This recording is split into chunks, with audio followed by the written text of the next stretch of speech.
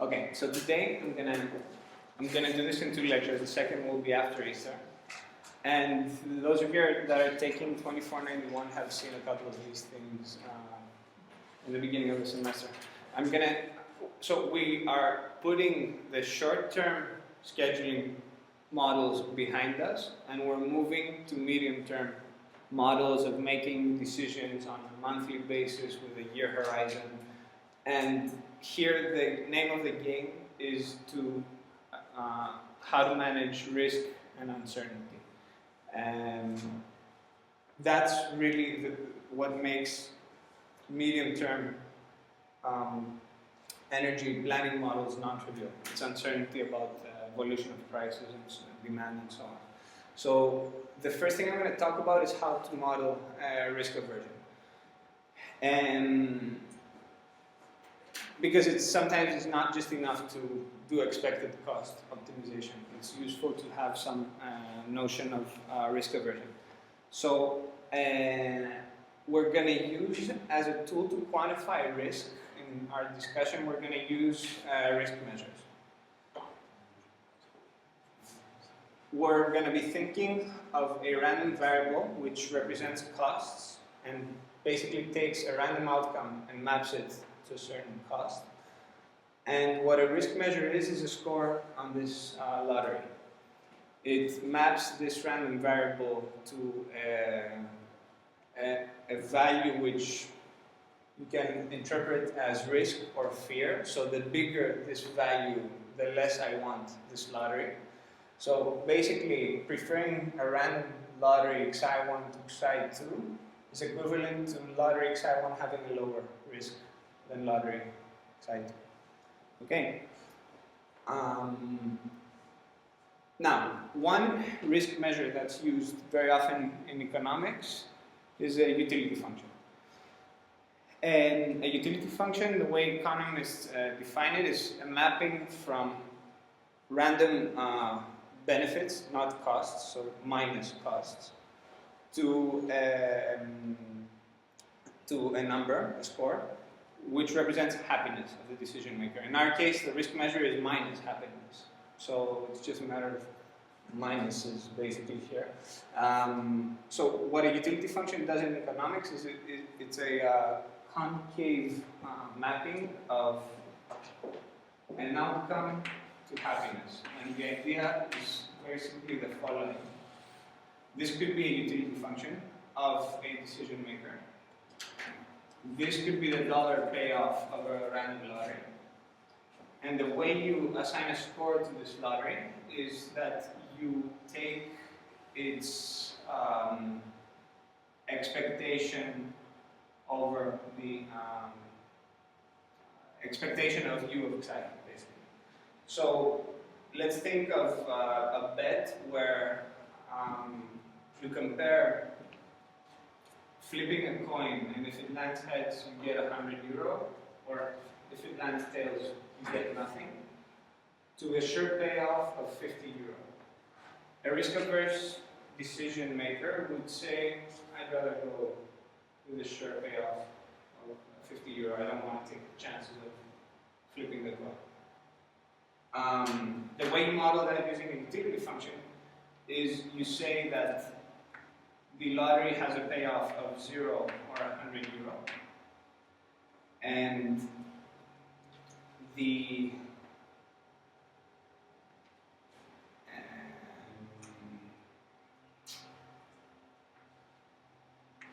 expectation of this first lottery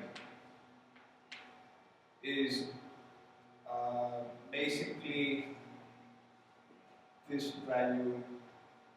Sorry, I want to say it's this value over here. Am I saying it right or the other way around?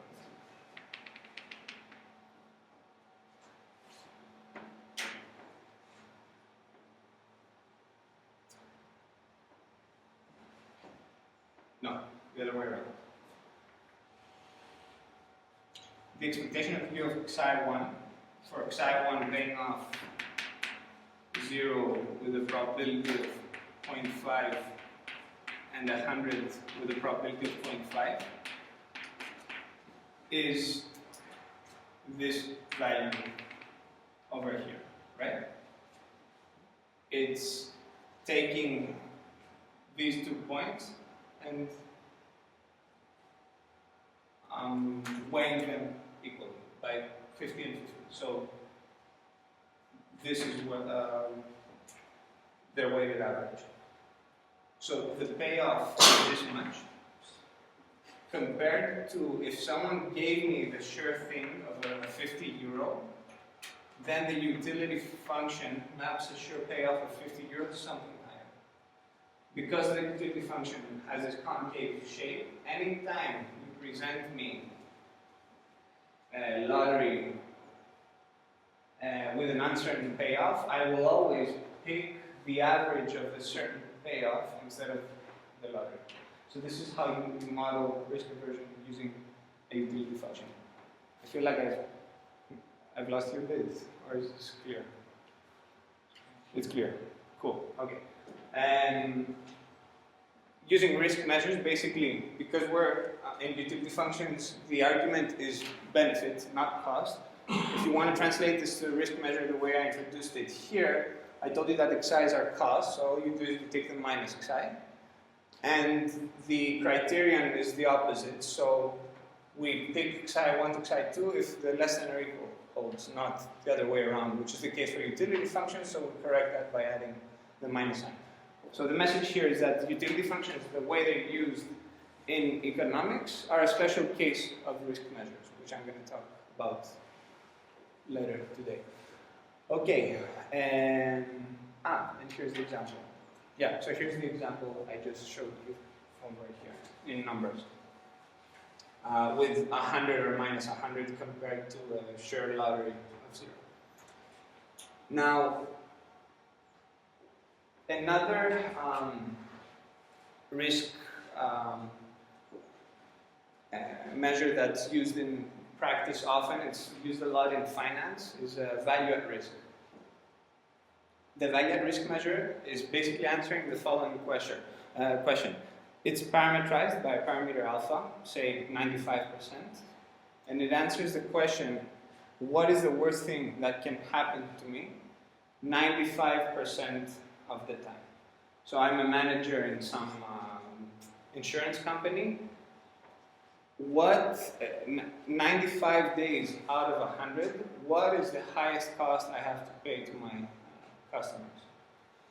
So we're looking for an argument in the probability density function mapping that has to its left a mass of alpha, the 95%.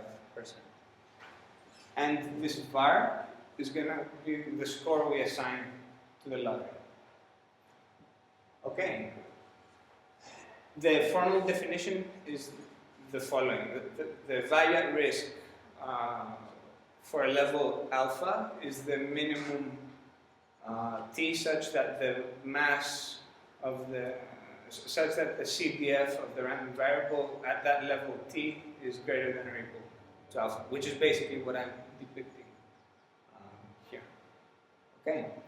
So I'm looking for the argument in the x-axis that I can push it as left as possible, and when I stop, I have at least alpha of mass sitting to my left. Okay.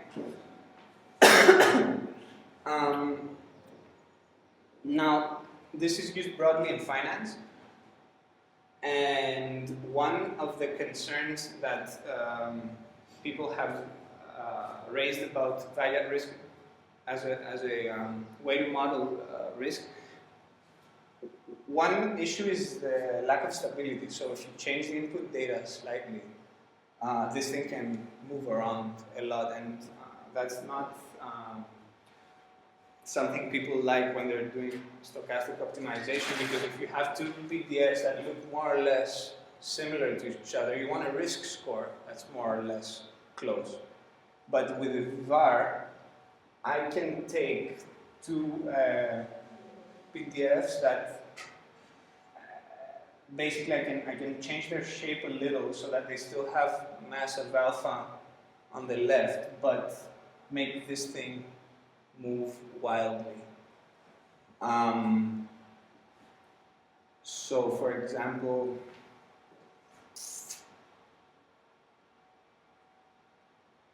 right, so if I were to draw something that goes up like this, goes slightly higher and lands here, and depending on how fast I made it land, you can see how I can move this thing enormously depending on how fast I make the mass land.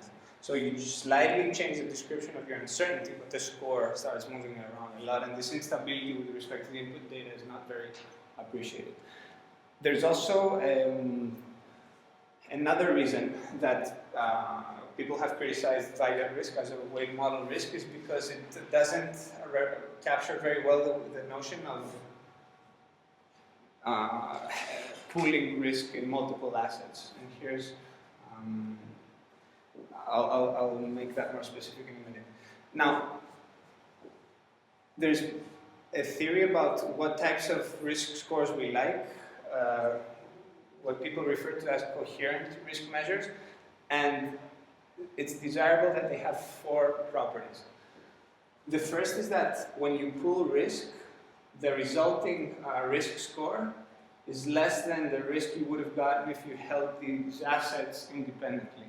So you want the risk measures such that when you add these 2 lotteries together, the resulting risk is less. This captures it models the fact that pooling risk is beneficial. Then you have positive homogeneity, so multiplying risk, the lottery by a constant results in lambda times the risk. Monotonicity says that if this lottery has less cost than this lottery for any random outcome, then I want the risk score to be better. Very reasonable requirement.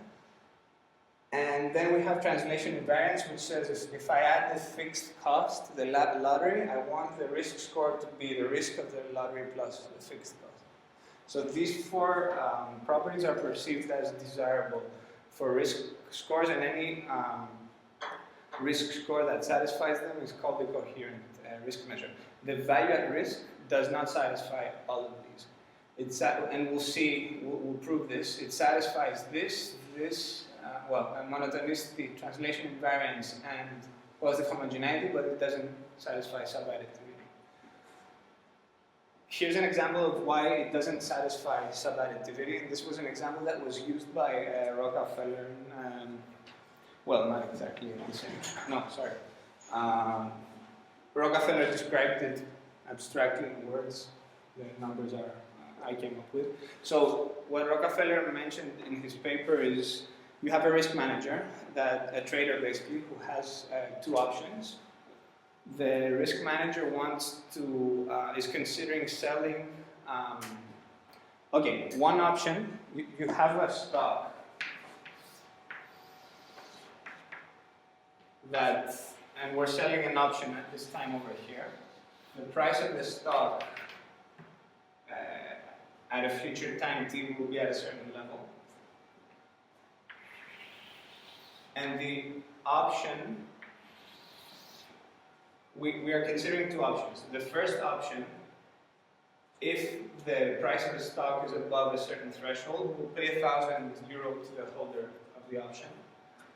A second option will pay €1,000 if the price of the stock lands under a lower threshold.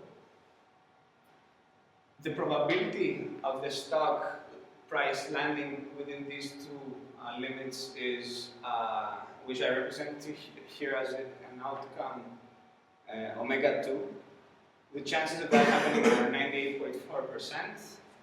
You have an 0.8% chance of a high stock price and a 0.8% chance of a low stock price. The question is, does the VAR risk measure satisfy subadditivity in this case here? And the answer is no. So if you pool these 2 options together, so suppose that the that the trader sells both of these options at the same time, and then tries to score the risk that it's taken using the VAR. and in particular using the var 99%. So to give a score to selling both of the assets at the same time, you ask yourself, what's the worst thing that can happen to me 99 out of 100 days? Well, when you've sold both options to somebody, and 98 out of 100 days, you'll land in here. So you won't have to pay back anybody anything. So the var of 98% is 0. But 99 days out of 100, in fact 98.4 days out of 100, you will be paying somebody 1,000 euros. So the worst thing that happens to you 99 out of 100 times is paying out 1,000 euros. Said otherwise, the value at risk at 99% level of both assets is 1,000 euros. Whereas if you score them independently,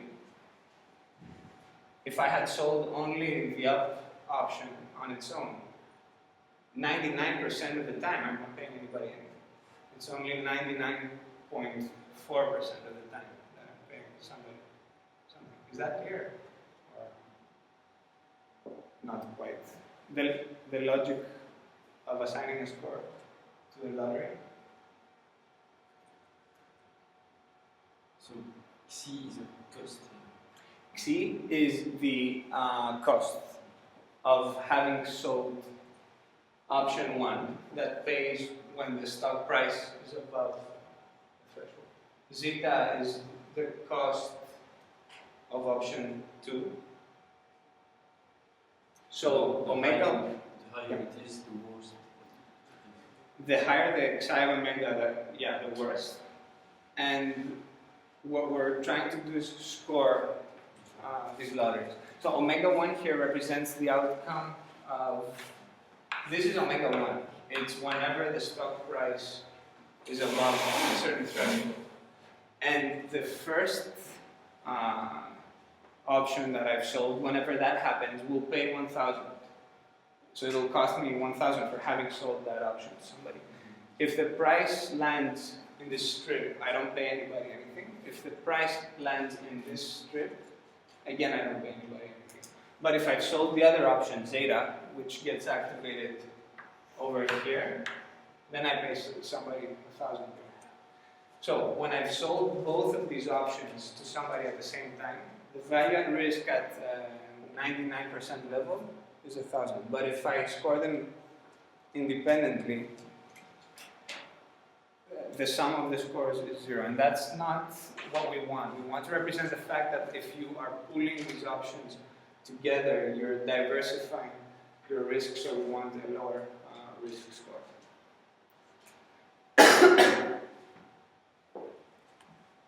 Is it clear how I assigned the score to the different lotteries? This 99% stuff that I said? Again, to give a score to a certain psi, the question you want to have answered is, what's the worst thing that happens to me alpha % of the time?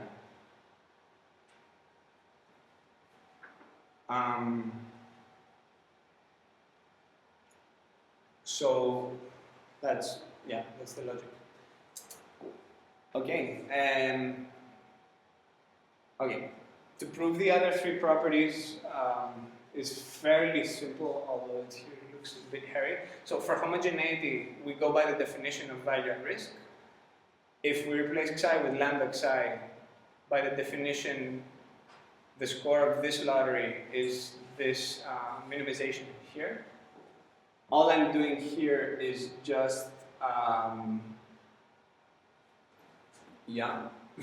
bringing lambda to the right-hand side, and then I'm saying that, so here I'm scaling by lambda and then dividing within the optimization by lambda, and this, if you look at it, is exactly var of xi, where you can replace t over lambda with another t prime. Okay, so var of lambda xi is lambda var xi. For monotonicity, what monotonicity says is that if these two are, if xi is less than or equal, is state-wise dominated. So for every omega xi, the payoff of xi, the cost of xi is lower than the cost of zeta. Basically, a consequence of state-wise dominance is first-order stochastic dominance, which is saying that the mass of the PDF to the left of t is less than the mass for zeta. And what you want to argue for monotonicity is that take the t that solves the var of zeta optimization problem. Since this is true, that t also satisfies that the PDF, okay, this t that solves this optimization here for zeta, which we will denote t zeta, it also has a mass of at least alpha to the left for the xi random variable. So the minimization of, so the var of xi has to be less than or equal to the var of zeta. And then translation invariance, we go again by the definition. We add the constant here, we bring it to the right-hand side of this inequality, and we add and subtract it from the argument. And if you look at this, it's basically again var of xi with a substitution of variables. T minus a gets substituted by t prime. So it satisfies 3 out of 4 criteria of CRMs, but not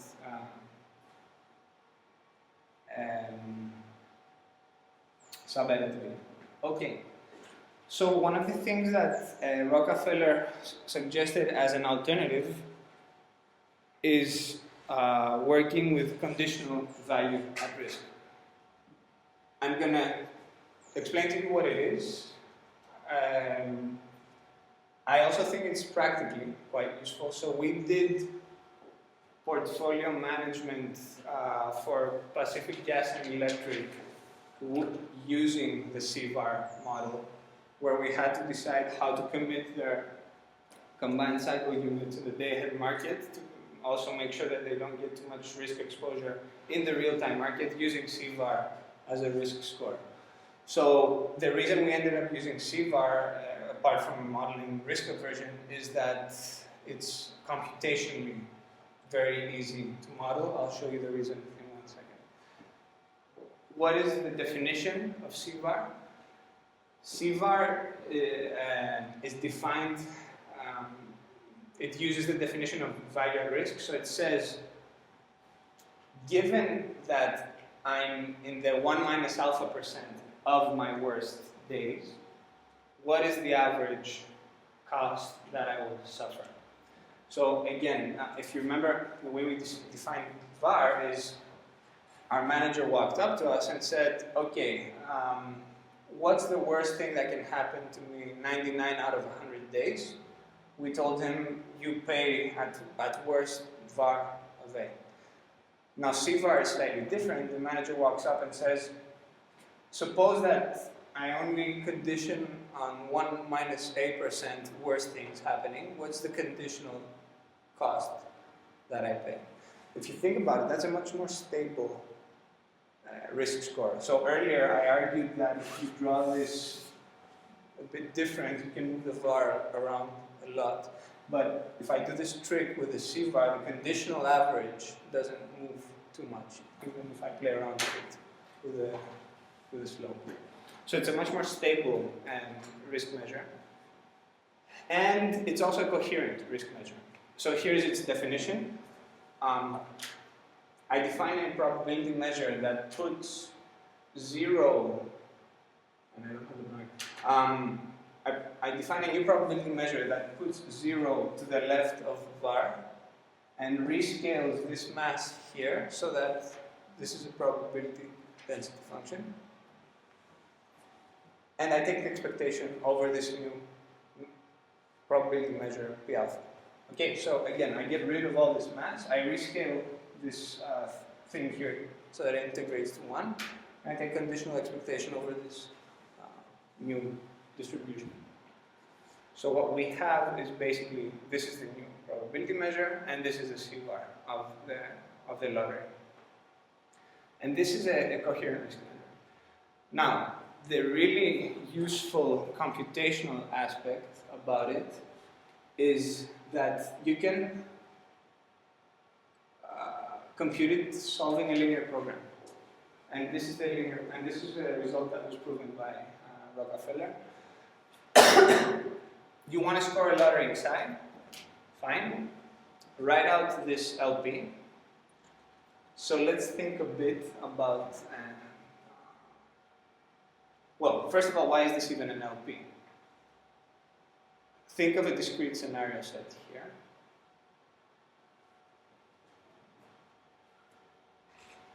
You can basically rewrite it as such.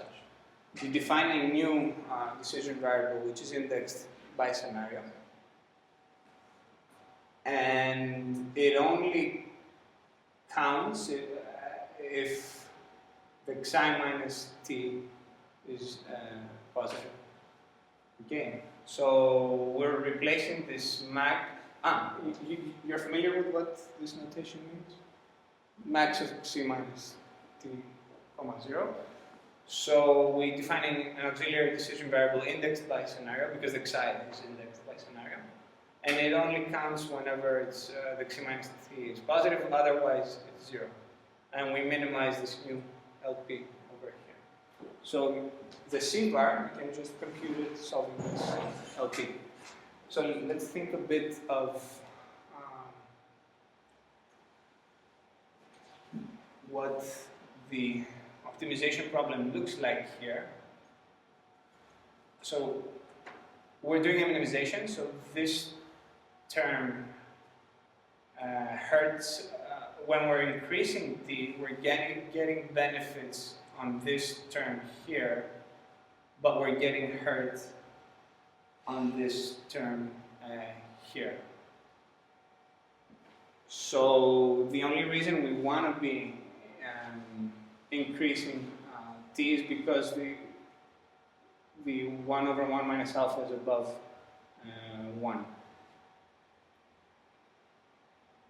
If this term were away, then the optimal solution would be to increase t arbitrarily, so this term would go to 0. So no matter what the outcome, no matter what the xi, this term goes to 0, but we're paying the cost with this first term here. On the other hand, if this term were away, then the optimal solution here would be to push t down, but we're losing on this side, so this problem is balancing that decision.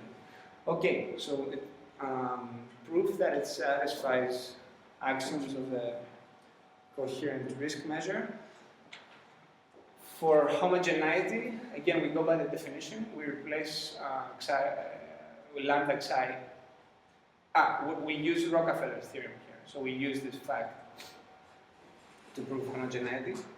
We plug in lambda xi here, and all I'm doing is taking the lambda outside of the expectation and this maximization. I can do that if you think about it. And then I'm just rescaling the whole thing inside. So I'm just doing t over lambda times lambda over here, taking the lambda outside. The whole thing you're left with here, you just substitute t over lambda with t prime. It's the C bar. So C bar lambda xi is lambda C bar. Same idea for translation invariance. We substitute in the argument using Rockefeller's theorem. And here again, there's nothing magic I'm doing. I'm just subtracting and adding r. I'm taking the r out of the minimization, and what I'm left with here is again the definition of C bar. For positive, so for monotonicity, we use the fact that statewise independence implies second order stochastic dominance, which is equivalent to this condition here. Two random variables are, well, xi psi is state-wise stochastic dominant with respect to zeta. It's equivalent to this condition here holding for any convex function u. So psi less than or equal to zeta implies this for any convex function u. Now in Rockefeller's theorem, what can you say about this as a function of psi? Convex, concave, or neither?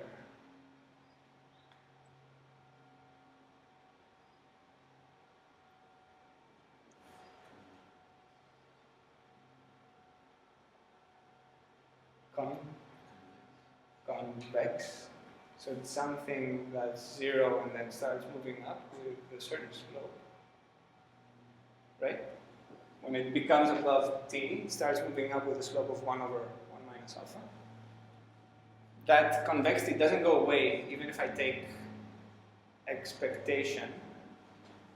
So basically this whole thing is a convex function of psi. And so using this equivalence of second order stochastic dominance, we get this inequality over here. So since psi is dominated by zeta, this holds, where I've chosen the u as the function in Rockefeller's theorem. So then if I do a minimization over t, if it holds for any t, it holds also for minimizing over t. And that's how you establish that if psi is dominated by zeta, the risk score of psi is dominated by the risk score of zeta. And finally, for monotonicity, you believe this? Sorry, Yes. did you use the fact that it was a convex function? Where did I use it?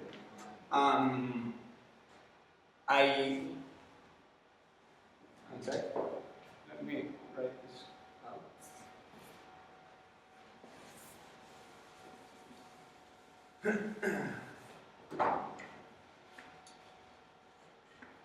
Psi state-wise, so this sign here is state-wise dominance. And this is a very strong form of dominance. This is basically equivalent to saying that for all outcomes, psi of omega is less than or equal to zeta of omega. So no matter what the roll of the dice by fortune, this lottery is cheaper than this lottery. It implies second order stochastic dominance. It's a specific form of stochastic dominance, which is equivalent to, for all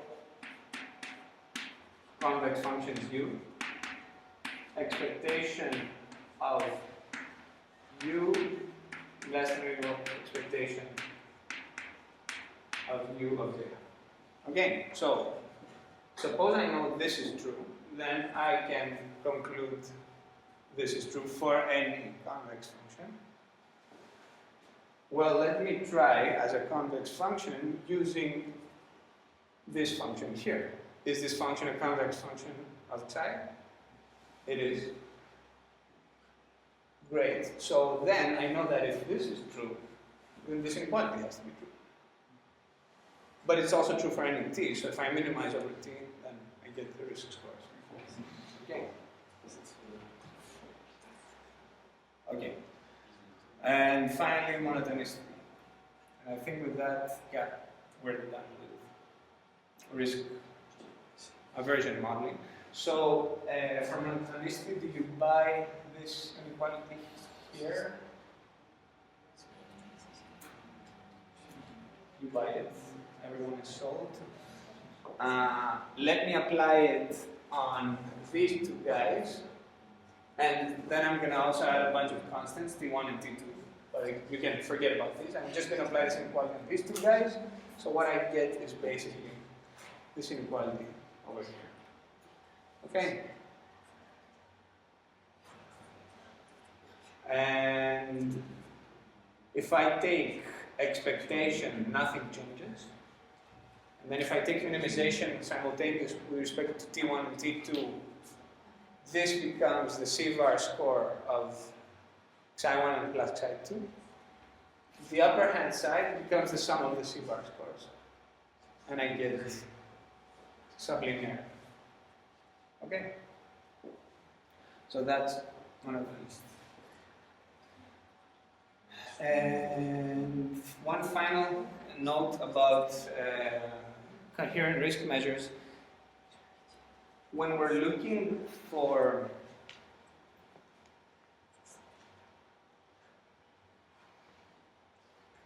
very good. When we're looking for discovering whether, suppose I walk up to you and I say, I've heard you like coherent risk measures for your risk modeling.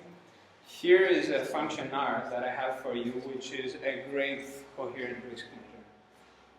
Well, I see your function, and there's two ways to figure out if you're telling me the truth, whether it's a coherent risk measure or not. One way is to go through the proofs of all the stuff I did before, which can be a bit of a pain.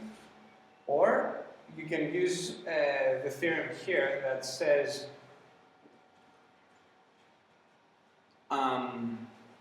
if it's a coherent risk measure, if you're telling me the truth that what you're selling me is a coherent risk measure, then I should be able to find a family of probability distributions such that for any input Xi, your risk measure, the score that it gives, is equal to this evaluation here where I'm taking the worst, so I fix the family of probability distributions and I take the worst one out of that family with respect to this argument here. So I apply expectation with respect to this probability measure on any Xi and take the worst possible probability measure. Now, you can use this theorem to immediately conclude what we spent the last 4 slides proving. If I take as my family of probability measures this P alpha, this distribution here, which again was assigning 0 mass here and rescaling the residual so that it's a CBF, and I take as a family of probability measures just that, then you can immediately conclude, well, if you use that here, that is exactly CVAR. So you can immediately conclude using this theorem that CVAR is a coherent risk measure. And using again the same theorem, you can conclude that expected value is a coherent risk measure.